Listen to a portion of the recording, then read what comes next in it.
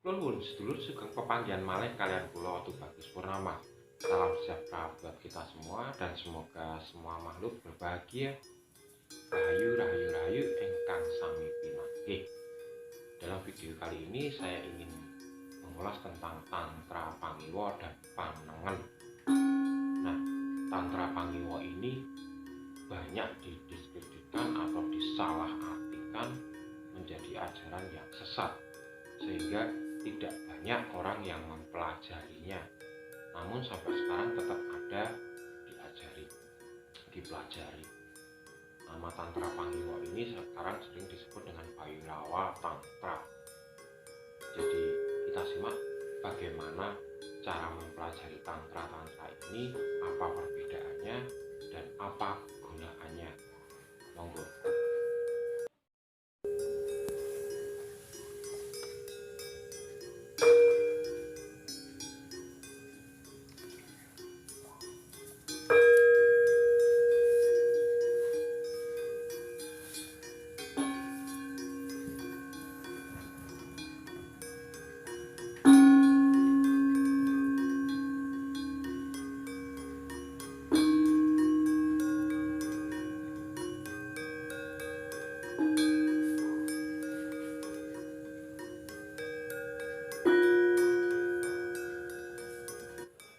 Baik sedulur, sugeng siang, sonten maupun malam.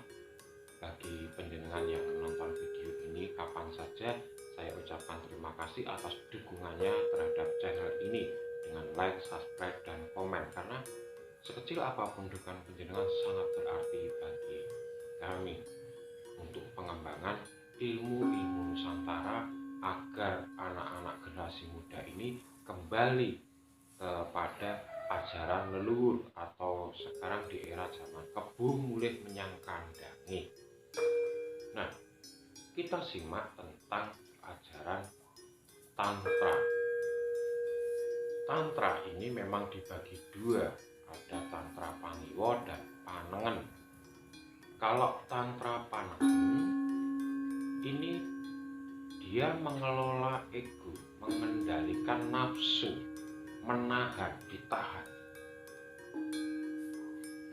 Karena sumber dari bencana setiap manusia adalah nafsu dan ego.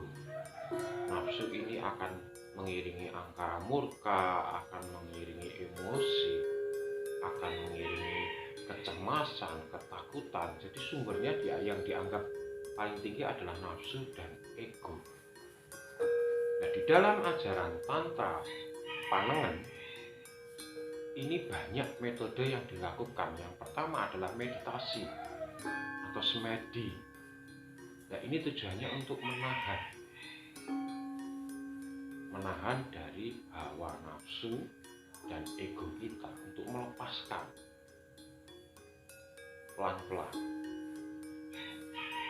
Kemudian yang kedua dengan puasa atau poso, yang berasal dari kata upawasa, menahan. Kita punya kuasa untuk menahan. Jadi di dalam Tantra Pangiwa ini, untuk nafsu dan amarah serta ego kita ditahan, belajar kita menahan nafsu. Ini yang terbukti sampai sekarang masih dilakukan, seperti ada puasa Ramadan dan puasa-puasa lainnya. Ini membentuk ajaran Tantra Panengen, karena dengan ditahan itu lama-lama kita bisa mengontrol. Dengan mengontrol nafsu, dengan mengontrol ego, amarah kita, maka hidup kita akan baik-baik saja, sesuai dengan ajaran-ajaran yang berujung kepada pangkal cinta kasih, berbagi kepada sesama, keselarasan dan keseimbangan. Nah, ini Tantra Panengen kebanyakan menggunakan meditasi atau semedi dan puasa. Ajarannya sama dengan ajaran Budi, kebaikan, kebijaksanaan, filosofi tentang kehidupan, politik, semua sama. Tapi kita untuk belajar ke sana, kita harus tahan dulu nafsu kita sehingga kita menerima. Ibarat ada kata pepatah bahwa kalau mau mengisi gelas, gelasnya dibersihkan dulu, dibuang dulu airnya agar tidak tumpah. Sehingga kalau mau menerima sebuah ajaran atau kawruh dengan kata weruh, berarti kita diweruhkan, ditaukan, diajarkan, maka harus bersih dan kosong dulu isi di hati dan pikirannya. Nah, ini ajaran Panengen. Kemudian ajaran Pangiwa, apakah sampai sekarang masih ada? Masih. Saya melihat sedulur-sedulur Bali masih ada ajaran Pangiwa dan Panengen. Lalu apa bedanya dengan ajaran Panengen? Nah, gini sedulur, kalau ajaran Pangiwa ini nafsu kita dipuaskan, amarah kita dipuaskan, sehingga pada level batas tertentu maka akan menjadi nol kembali, sama dengan meditasi dan puasa tadi. Mereka perlu proses. Setelah proses kesekian kali maka ada titik nol, dan ketika titik nol itu artinya kita sudah siap menerima kawruh dan ajaran. Bagaimana logikanya? Kenapa nafsu harus dipuaskan? Saya kasih contoh seperti ini. Ketika anak saya usia 5 tahun sampai 10 tahun, setiap hari si anak ini pengen jajan. Misalnya dengan ada bakso lewat, dia pasti minta. Ada bakso lewat, dia pasti minta. Nah, tipe saya akan membelikan bakso itu setiap kali makan sehari 3 kali selama 1 minggu. Maka yang terjadi di minggu berikutnya si anak sudah tidak minta lagi bakso itu dan akan berganti yang lain. Contoh buah, sama demikian. Saya lakukan pagi, siang, sore, malam. Pagi, siang, sore saya belikan buah yang sama. Bahkan tidak sampai seminggu sudah bosan. Nah, ketika sudah bosan, kalau orang Jawa bilang blenger, sudah terlalu berlebihan dan keinginannya merasakan itu sudah terpenuhi, maka menjadi titik nol. Dia akan berganti lagi. Nah, pada saat pergantian inilah kita isi dengan kebijaksanaan. Nah, maka dari itu leluhur kita dulu percaya bahwa ada titik nol ketika nafsu kita terpuaskan, ketika amarah kita bisa keluar dan terpuaskan. Penjenengan sendiri juga pernah merasakan kalau sudah marah, suara itu dikeluarkan, emosi itu dikeluarkan, maka yang terjadi lega.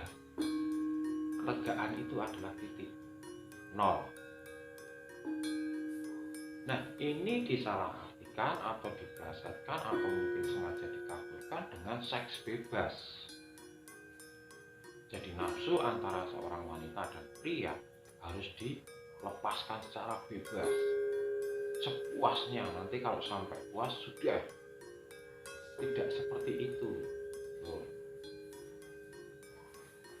Jadi pemuasan nafsu ini juga harus berkoridor, tidak hanya asal semua wanita digauli, tidak, tapi dengan istri sah. Sampai sekarang masih dilakukan oleh sedulur-sedulur yang mendalami Pangiwa. Dilakukan tapi dengan istri yang sah. Dan bahkan kalau penjenengan ketahui, orang-orang Freemasson, orang-orang globalis sering mengadakan ritual-ritual kabalah, itu ritual-ritual seks, ritual-ritual seperti itu adalah ajaran Tantra Pangiwa. yang dulu diambil dari manuskrip nenek moyang kita, leluhur kita. Di sana dipelajari, Lur. Tapi di sini sengaja diplesetkan, disesatkan agar anak cucunya tidak mempelajari itu. Hasilnya apa? Saya contohkan, ketika si anak itu sering jajan itu, kalau kita tidak puaskan sampai terpuaskan, nilai kepuasannya itu tertinggi dan dia tidak mau lagi, itu artinya nol lagi, maka tiap hari akan minta terus. Nah, kita menjaga kalau kondisi kita pas tidak punya uang, maka yang terjadi si anak akan ngamuk. Nah, itulah sedulur perbedaan antara pangiwa dan panangan. Semua itu baik asal dilakukan dengan koridor yang tepat. Lalu ada lagi contoh untuk pangiwa yang benar.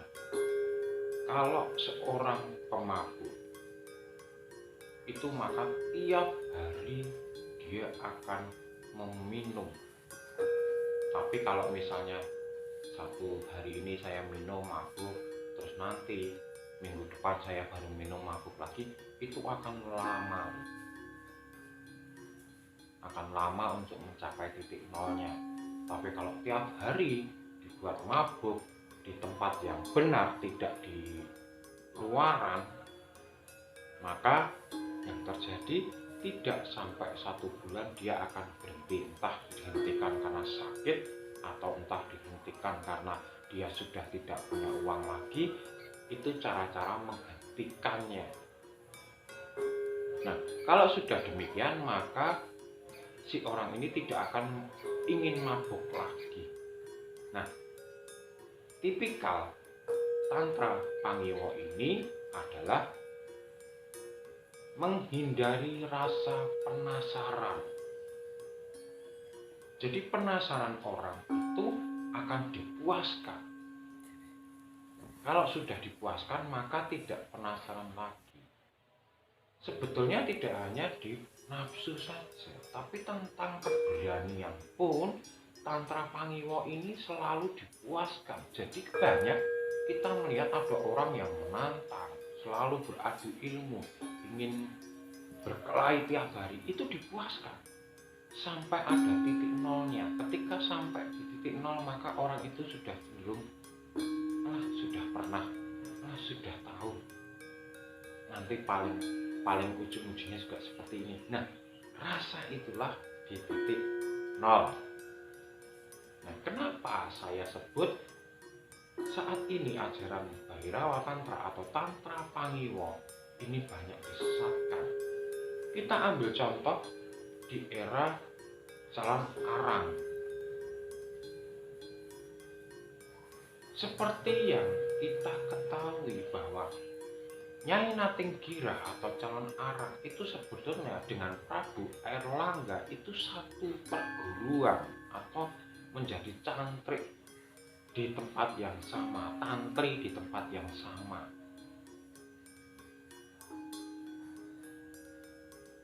Tapi diplesetkan dengan Nyai Natinggirahnya mempelajari ilmu Bhairawa Tantra dengan yang disembah adalah Dewi Durga. Yang pertama, kita sudah menghina Dewi. Seorang Dewi Durga, istri dari Siwa, mana mungkin mau untuk diajak merusak, bahkan mengiyakan, menyetujui Nyai Natinggirah yang sering kita sebut Calon Arang untuk memberikan wabah hanya karena sakit hati anaknya tidak ada yang mau menikahi.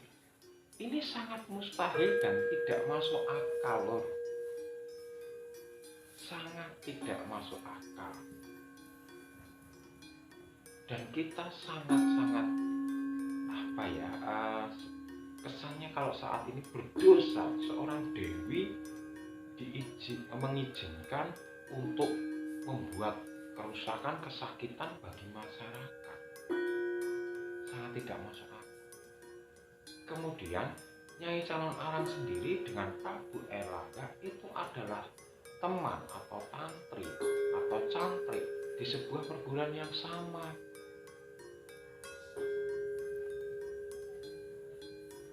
Nah, ini adalah diplesetkan, memang sejarah itu dikaburkan di sana. Digambarkan bahwa Nyai Tinggira atau Calon Arang ini mempunyai ilmu-ilmu sesat dengan ritual-ritual yang demikian, tapi kita lihat bahwa mereka itu menyembah Dewi Durga. Nah, kita harus ketahui apakah Dewi Durga mengizinkan kelas entitas seorang dewi untuk membuat kerusakan. Jadi sangat tidak masuk akal. Kalau memang iya, kenapa ajaran itu sampai sekarang masih bertahan di Pulau Bali?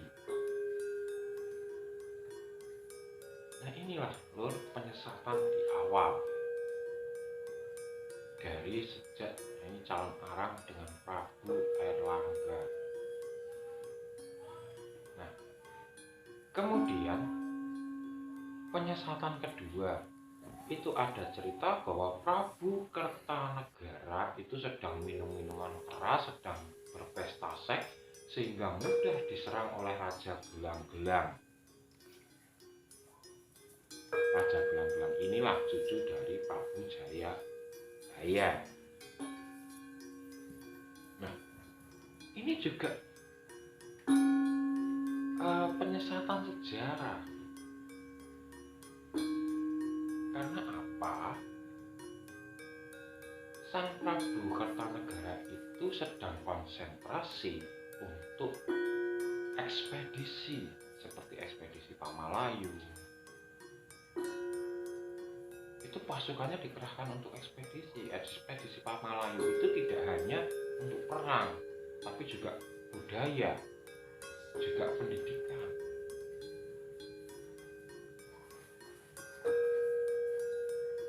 Lalu kemudian terjadi lagi di era Sultan Hadiwijaya. Sultan Hadiwijaya ini sebetulnya masih keturunan dari Maulana Malik Maghribi. Tapi di akhir cerita disisipkan bahwa Sultan Hadiwijaya beserta menantu-menantunya seperti Arya Pangiri. Padahal Arya Pangiri itu putra dari Sunan Prawoto. Dan Arya Pemalat Adipati Tuban senang mabuk-mabukan, senang berfoya-foya, bermain perempuan, sehingga kewibawaannya semakin melemah. Lalu kemudian tampillah Danang Sutawijaya sebagai Raja Mataram. Nah, ini pembelencengan sejarah kesekian kalinya. Setiap kali raja yang tumbang selalu dikabarkan seperti itu. Bahkan Ken Arok saja sudah dinilai dari perampok, begal. Padahal kita ketahui lor, yang namanya Ken itu pada saat itu adalah terah bangsawan. Jadi tidak mungkin kalau mereka itu menjadi pencuri, begal, itu tidak mungkin.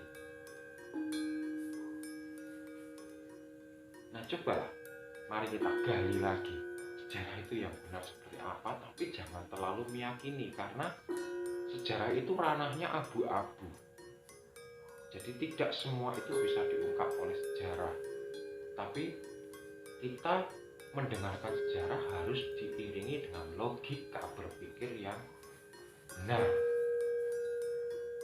Masuk akal enggak? Masuk realitas enggak?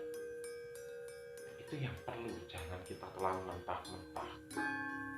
Sehingga nanti kita bisa tahu, oh ternyata ini diplesetkan sampai seperti ini. Agar anak cucunya itu enggak pede. Agar anak cucunya nanti tidak mempelajari ajaran orang tuanya. Nah, itu akan terpisah, sehingga kalau sudah terpisah mudah untuk menghancurkan, mudah untuk mengombang-ambingkan, mudah untuk digiring kemana-mana. Itulah tujuan kolonialisme. Jadi kita kembali ke topik bahwa Tantra Pangiwa dan Panengen itu sama. Cuma kadarnya memang kalau di Tantra Panengen kita menahan. Tapi ingat dulu, dalam menahan itu, kalau terjadi suatu ledakan rasa penasarannya itu benar-benar tidak bisa sudah ditahan, maka yang timbul adalah lebih parah.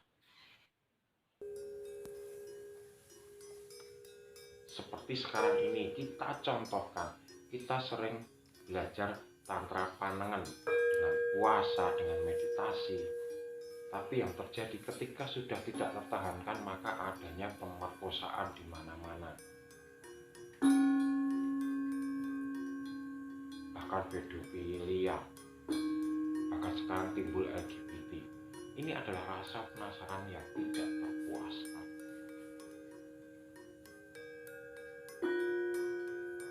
Kalau kita taruh lagi kembali jauh, sejarah kerajaan Yunani pun demikian, banyak raja-rajanya yang LGBT, yang gay. Tapi semua dilakukan dengan pasangannya, tidak ke sembarang orang, jadi tidak terbuka. Kalau sudah selesai ya sudah, kalau sudah terpasang ya sudah. Lalu diisi dengan kebijaksanaan, filosofi hidup, ilmu perang, ilmu politik, seperti itu. Nah, ini contoh yang terjadi di realitas sekarang.